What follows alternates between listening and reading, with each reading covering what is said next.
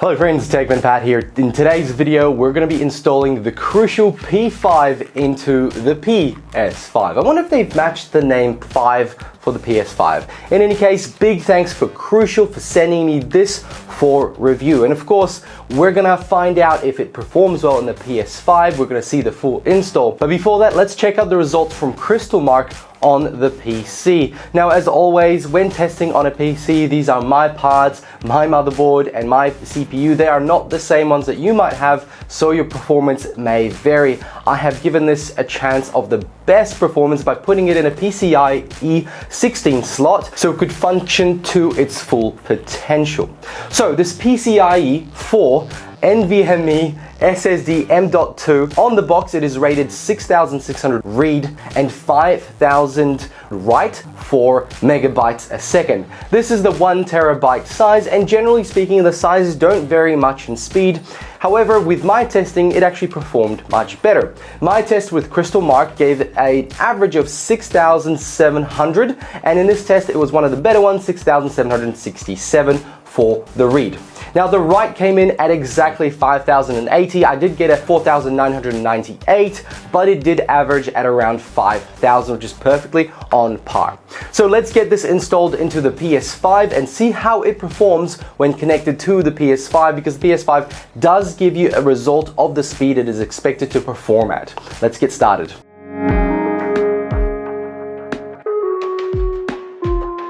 So as simple as this might sound, let's grab our PS5 and our hard drive.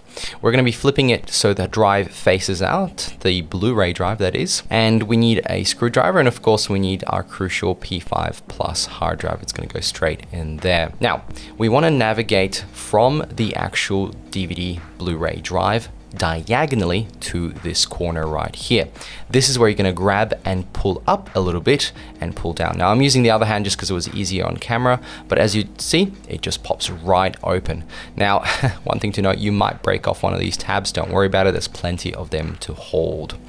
Now, the space we are looking at is just here. It holds the actual M.2 SSD. There is no reason to touch anything else. Maybe give it a clean if it's a bit dusty. There is one screw to remove, and there is a metal plate. Inside there, you'll find a space for your M.2 M-key SSD. But you'll also find a little screw with a little circular type metal thing. It's gonna bolster the height of the M.2 SSD to make sure that it is correctly flat. And what you're going to do is put that right at the end for the height of this P5 Plus. And of course, you've got your screw ready to go. So let's grab the P5 and I guess unbox it. There's not much to it. It is a very clear box.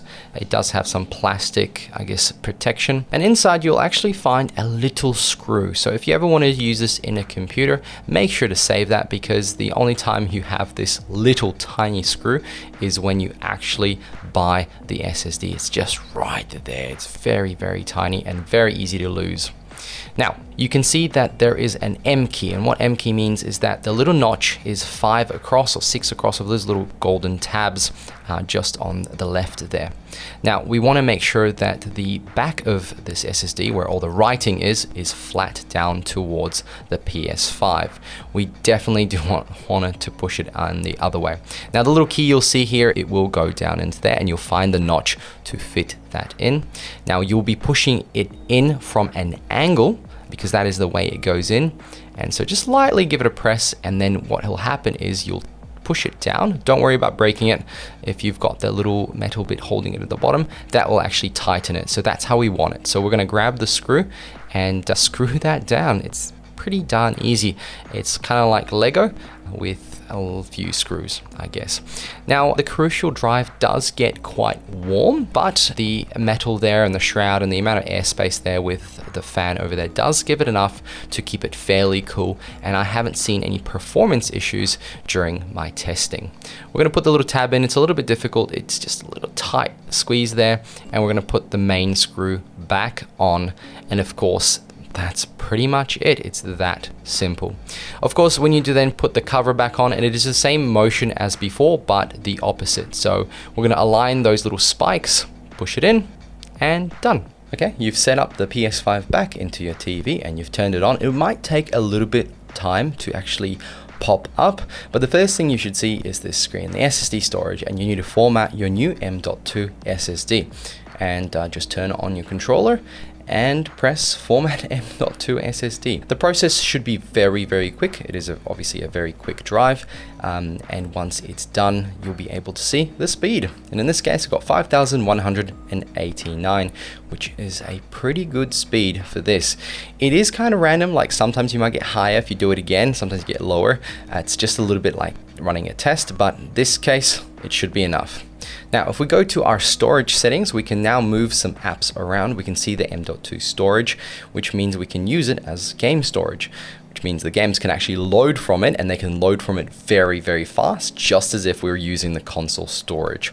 So if we jump in there, we grab a bunch of games just to see what speed they're going to get transferred. Let's just grab some of the big ones to try and move them around. Once selected the games, just press move, and they will now be on the new SSD. Now, of course, you can install new games straight to the M.2 SSD. You don't have to do this transfer every time, but I just wanted to demonstrate how 373 gigs can actually be transferred in under 10 minutes. That's pretty incredible for such an SSD from obviously another SSD that's also that fast, which is awesome. Okay, in my testing, you can see some demonstration here. I used my camera as a way to denote when I pressed the button and when the frames changed on the TV. Now, as you'll see from these two examples, I don't want to use this as the main calculations for my averages, but the performance between the console SSD and the performance of the actual Crucial P5 Plus were pretty much the same.